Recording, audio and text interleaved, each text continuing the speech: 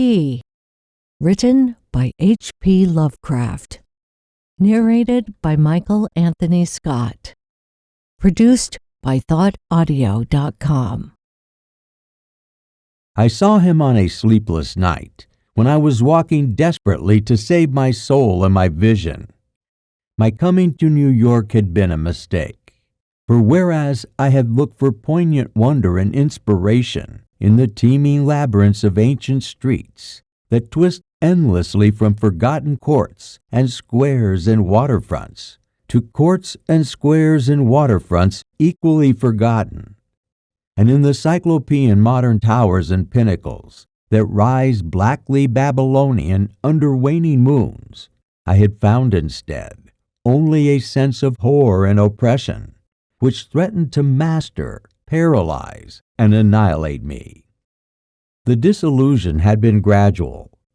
Coming for the first time upon the city, I had seen it in the sunset from a bridge, majestic above its waters, its incredible peaks and pyramids, rising flower-like and delicate, from pools of violet mist to play with the flaming golden clouds and the first stars of evening. Then it had lighted up window by window above the shimmering tides, where lanterns nodded and glided, and deep horns bayed weird harmonies, and had itself become a starry firmament of dream, redolent of fairy music, and one with the marvels of Carcassonne and Samarkand and El Dorado, and all glorious and half-fabulous cities. Shortly afterward, I was taken through those antique ways so dear to my fancy, narrow curving alleys and passages, where rows of red Georgian brick blinked with small-pane dormers above pillared doorways that had looked on gilded sedans and paneled coaches. And in the first flush of realization of these long-wished dreams, I thought I had indeed achieved such treasures as would make me in time a poet. But success and happiness were not to be. Garish daylight showed only squalor and alienage, and the noxious elephantiasis of climbing, spreading stone, where the moon had hinted of loveliness and elder magic. The throngs of people that seized through the flume-like streets were squat, swarthy strangers, with hardened faces and narrow eyes, shrewd strangers without dreams and without kinships to the scenes about them, who could never mean aught to a blue-eyed man of the old folk, with the love of fair green lanes and white New England village steeples in his heart. So instead of the poems I had hoped for, there came only a shuddering blankness and ineffable loneliness. And I saw at last a fearful truth which no one had ever dared to breathe before, the unwhisperable secret of secrets, the fact that this city of stone and strider is not a sentient perpetuation of old New York, as London is of old London, and Paris of old Paris, but that it is in fact quite dead. Its sprawling body, imperfectly embalmed and infested with queer animate things, which have nothing to do with it as it was in life. Upon making this discovery, I ceased to sleep comfortably, though something of resigned tranquility came back as I gradually formed the habit of keeping off the streets by day and venturing abroad only at night, when darkness calls forth what little of the past still hovers wraith-like about, and the old white doorways remember the stalwart forms that once passed through them. With this mode of relief, I even wrote a few poems, and still refrained from going home to my people, lest I seemed to crawl back ignobly in defeat. Then, on a sleepless night's walk, I met the man. It was in a grotesque, hidden courtyard of the Greenwich section, for there in my ignorance I had settled, having heard of the place as the natural home of poets and artists. The archaic lanes and houses, and unexpected bits of square and court had indeed delighted me, And when I found the poets and artists to be loud-voiced pretenders, whose quaintness is tinsel, and whose lives are a denial of all that pure beauty which is poetry and art, I stayed on for the love of these venerable things. I fancied them as they were in their prime, when Greenwich was a placid village, not yet engulfed by the town. And in the hours before dawn, when all the revelers had slunk away, I used to wander alone among their cryptical windings and brood upon the curious arcana which generations past deposited there. This kept my soul alive and gave me a few of those dreams and visions for which the poet far within me cried out. The man came upon me at about 2 a.m, one cloudy August morning, as I was threading a series of detached courtyards, now accessible only through unlighted hallways of intervening buildings, but once forming parts of a continuous network of picturesque alleys. I had heard of them by vague rumor, and realized that they could not be upon any map of today, but the fact that they were forgotten only endeared them to me, so that I sought them with twice my usual eagerness. Now that I had found them, my fervor was again redoubled, for something in their arrangement dimly hinted that they might be only a few of many, with dark platitudinous counterparts wedged obscurely between high blank walls and deserted rear tenements, or lurking lamplessly behind archways, unbetrayed by hordes of the foreign-speaking, or guarded by furtive and uncommunicative artists, whose practices do not invite publicity or the light of day. He spoke to me without invitation, noting my mood and glances as I studied certain knockered doorways above iron rail steps, the pallid glow of tracered transoms feebly lighting my face. His own face was in shadow, and he wore a wide-brimmed hat, which somehow blended perfectly with the out-of-date cloak he affected. But I was subtly disquieted even before he addressed me. His form was very slight, thin almost to cadaverousness, and his voice proved phenomenally soft and hollow, though not particularly deep. He had, he said, noticed me several times at my wanderings, and inferred that I resembled him in loving the vestiges of former years. Would I not like the guidance of one long practiced in these explorations, and possess profoundly deeper local information than any obvious newcomer could possibly have gained? As he spoke, I caught a glimpse of his face in the yellow beam from a solitary attic window. It was a noble, even a handsome, elderly countenance, and bore the marks of a lineage and refinement unusual for the age and place. Yet some quality about it disturbed me almost as much as its features pleased me. Perhaps it was too white, or too expressionless, or too much out of keeping with the locality to make me feel easy or comfortable. Nevertheless, I followed him, for in those dreary days, my quest for antique beauty and mystery was all that I had to keep my soul alive, and I reckoned it a rare favor of fate to fall in with one whose kindred seeking seemed to have penetrated so much farther than mine.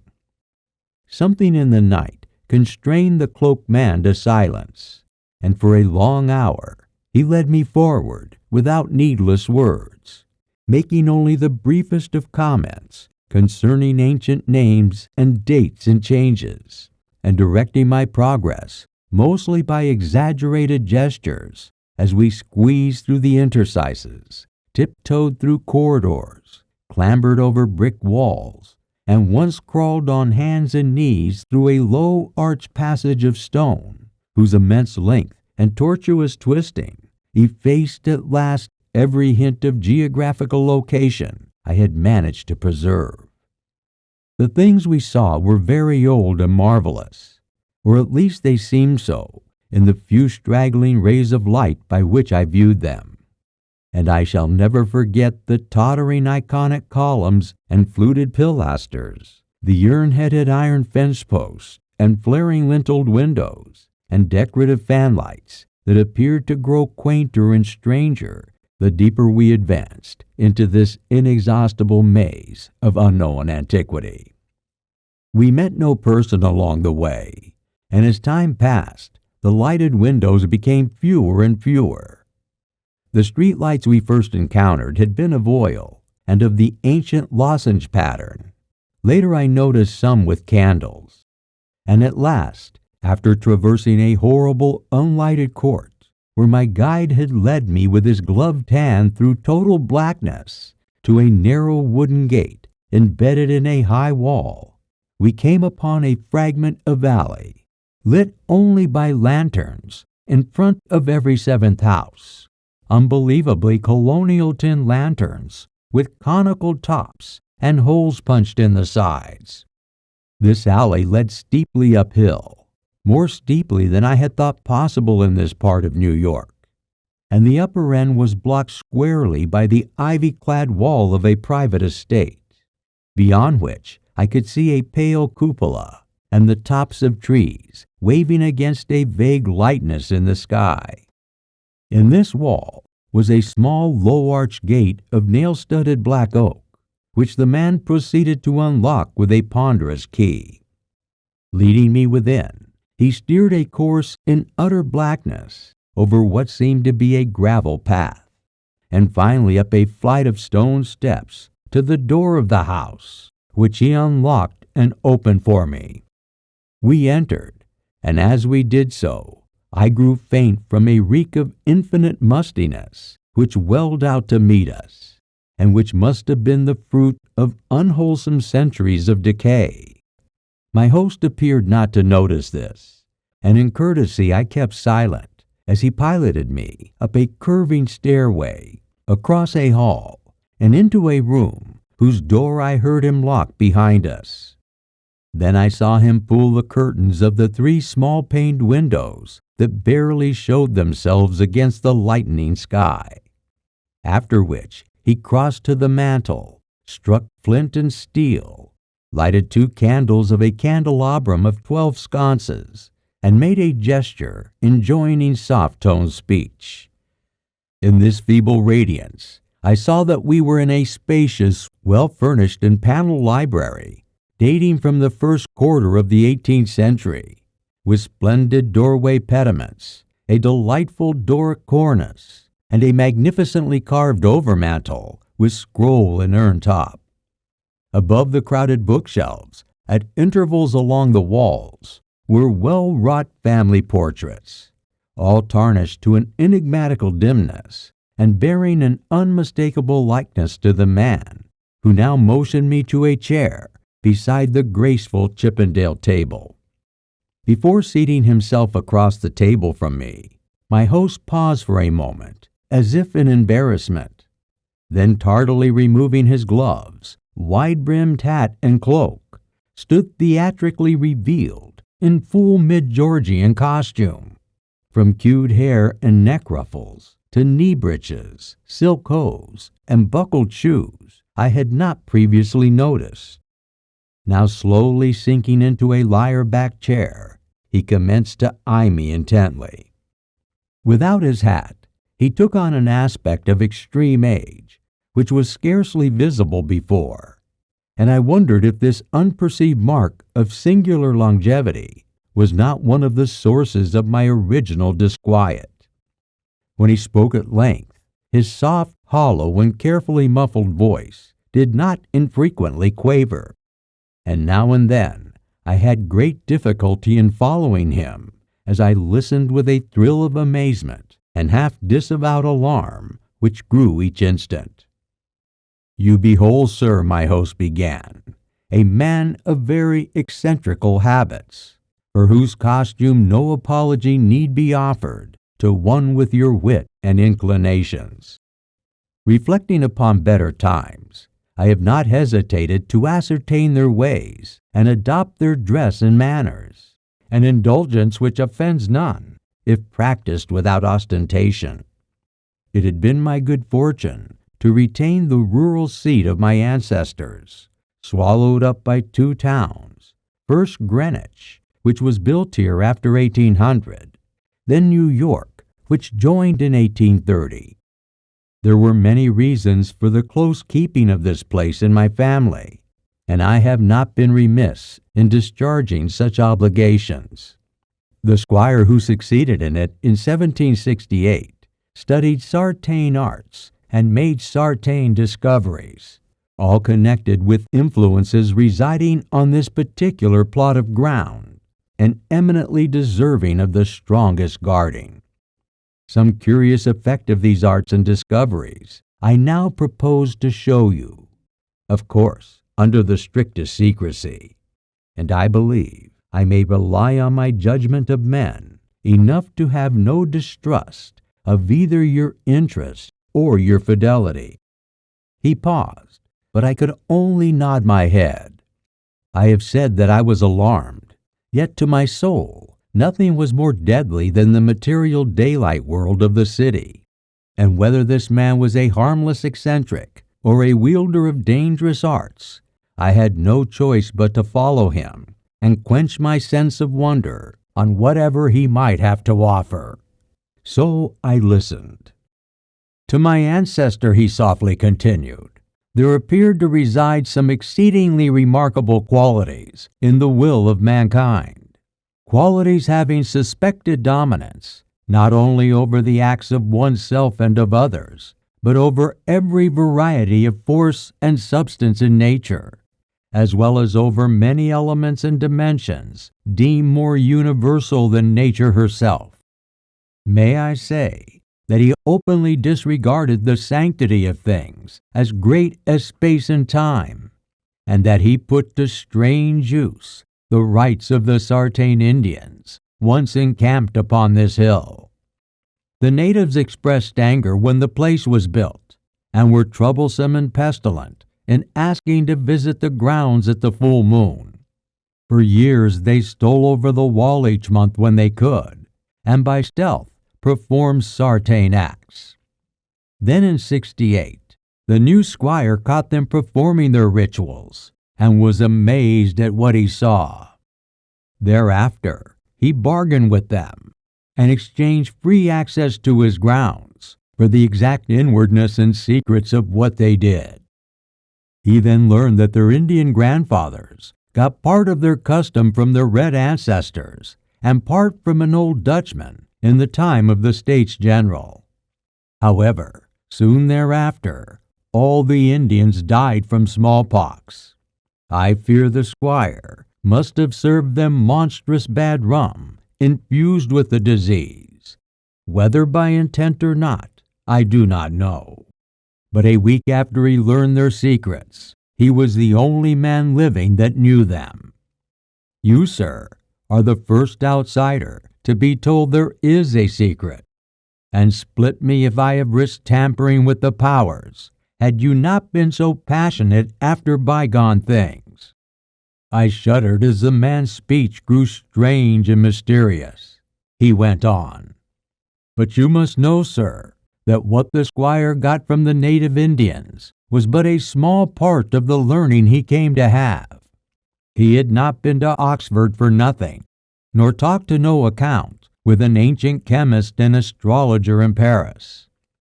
He came to believe that all the world is but the smoke of our intellects, past the bidding of the vulgar, but by the wise, to be puffed out and drawn in like any cloud of prime Virginia tobacco.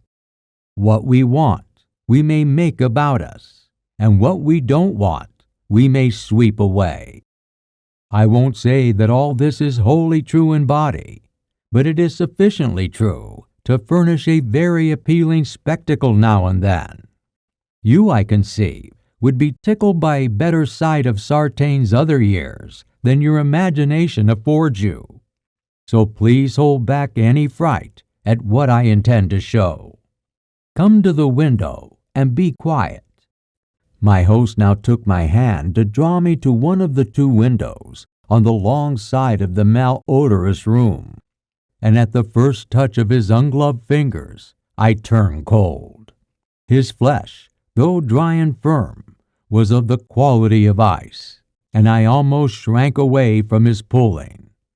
But again, I thought of the emptiness and horror of reality I was experiencing in New York, and boldly prepared to follow wheresoever I might be led. Once at the window, the man drew apart the yellow silk curtains and directed my stare into the blackness outside. For a moment I saw nothing except a myriad of tiny dancing lights far, far before me. Then, as if in response to an insidious motion of my host's hand, a flash of lightning played over the scene, and I looked out upon a sea of luxuriant foliage unpolluted, and not the sea of roofs to be expected by any normal mind.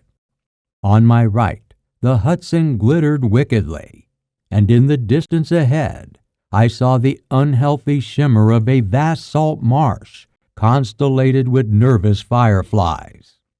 The flash died, and an evil smile illumined the waxy face of the aged necromancer. That was before my time, before the new squire's time. Pray, let us try again. I was faint, even fainter than the hateful modernity of that accursed city had made me. Good God, I whispered, can you do that any time? As he nodded, he bared the black stumps in his mouth of what had once been yellow fangs, and I clutched at the curtains to prevent myself from falling. But he steadied me with that terrible ice-cold claw, and once more made his insidious gesture. Again the lightning flashed, but this time upon a scene not wholly strange. It was Greenwich, the Greenwich that used to be, with here and there a roof or row of houses, as we see it now, yet with lovely green lanes and fields, and bits of grassy common. The marsh still glittered beyond, but in the farther distance I saw the steeples of what New York was then, Trinity and St. Paul's, and the brick church dominating their sisters, and a faint haze of wood smoke hovering over the whole scene.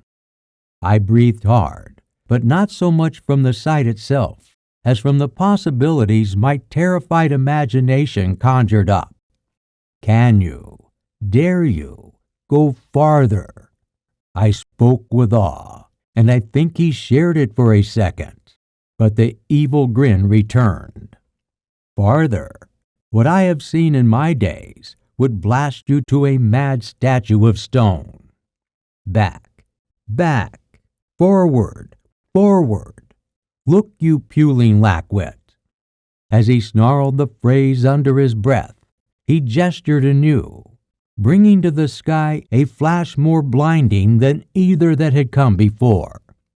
For a full 3 seconds, I could glimpse that pandemoniac sight, and in those seconds, I saw a vista which will forever torment me in my dreams. I saw the heavens, verminous with strange flying things, and beneath them a hellish black city of giant stone terraces, with impious pyramids flung savagely to the moon, and devil lights burning from unnumbered windows.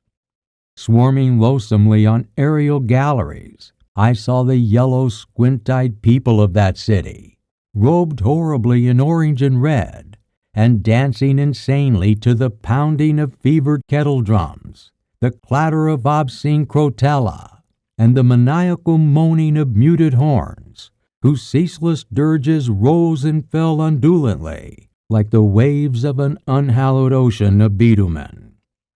I saw this vista, and heard with the mind's ear the blasphemous Dom Daniel of cacophony which accompanied it. It was the shrieking fulfillment of all the horror which that corpse city had ever stirred in my soul. And forgetting every injunction to silence, I screamed and screamed and screamed, as my nerves gave way and the walls quivered about me. Then, as the flash subsided, I saw that my host was trembling too. A look of shocking fear, half blotting from his face, exposed the serpent distortion of rage which my screams had excited. He tottered, clutched at the curtains as I had done before, and began twisting and turning his head wildly, like a hunted animal. God knows he had cause, for as the echoes of my screaming died away, there came another sound so hellishly suggestive that only numbed emotion kept me sane and conscious. It was the steady, stealthy creaking of the stairs beyond the locked door, as with the ascent of a barefoot and skin-shod horde, and at last the cautious, purposeful rattling of the brass latch that glowed in the feeble candlelight.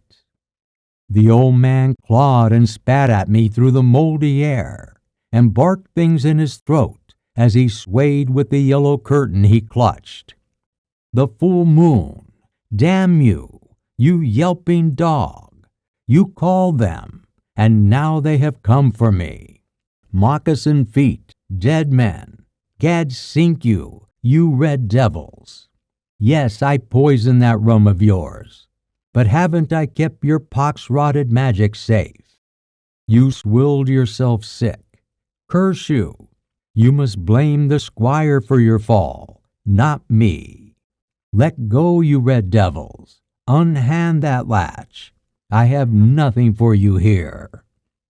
At this point, 3 slow and very deliberate raps shook the panels of the door, and a white foam gathered at the mouth of the frantic enchanter. His fright, turning to steely despair, left room for a resurgence of his rage against me, and then he staggered a step toward the table on whose edge I was steadying myself. The curtains, still clutched in his right hand, as his left hand clawed at me, grew taut and finally crashed down from their lofty fastenings, admitting to the room a flood of that full moonlight which the brightening of the sky had foreshadowed. In those greenish beams the candles paled, and a new semblance of decay spread over the musk-reeking room with its wormy paneling, sagging floor, battered mantel, rickety furniture, and ragged draperies. It spread over the old man, too, whether from the same source or because of his fear and vehemence. I saw him shrivel and blacken as he lurched near me and strove to rend me with Volturine talons. Only his eyes stayed whole, and they glared with a propulsive, dilated incandescence which grew as the face around them charred and dwindled. The rapping was now repeated with greater insistence, and this time bore a hint of metal. The black thing facing me had become only a head with eyes, impotently trying to writhe across the sinking floor in my direction, and occasionally emitting feeble little spits of immortal malice. Now swift and splintering blows assailed the sickly panels, and I saw the gleam of a tomahawk as it cleft the rending wood. I did not move, for I could not. I watched dazedly as the door fell into pieces to admit a colossal, shapeless influx of inky substance, starred with shining, malevolent eyes. It poured thickly, like a flood of oil bursting from a rotten bulkhead. It overturned a chair as it spread, and finally flowed under the table and across the room to where the blackened head, with the eyes still glaring at me, stood. Around that head, the inky influx closed, totally swallowing it up. In another moment, it had begun to recede, bearing away its invisible burden without touching me, and flowing again out the black doorway and down the unseen stairs, which creaked as before, though in reverse order. Then the floor gave way at last, and I slid gaspingly into the night-filled chamber below, choking with cobwebs and half swooning with terror. The green moon, shining through broken windows, exposed the half-open hall door.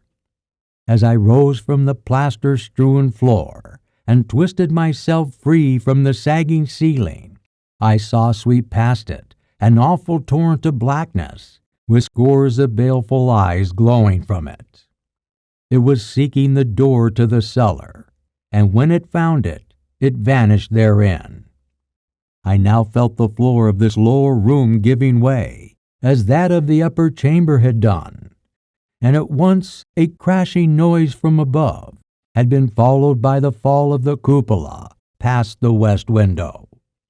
Now liberated for the instant from the wreckage, I rushed through the hall to the front door, and finding myself unable to open it, seized a chair and broke a window, climbing frenziedly upon the unkept lawn, where moonlight danced over yard-high grass and weeds. The wall was high, and all the gates were locked, but moving a pile of boxes in a corner, I managed to climb to the top of the wall and cling to the great stone urn set there. Around me in my exhaustion, I could see only strange walls and windows and old gambrel roofs. The steep street of my approach was nowhere visible, and the little I did see succumbed rapidly to a mist that rolled in from the river despite the glaring moonlight.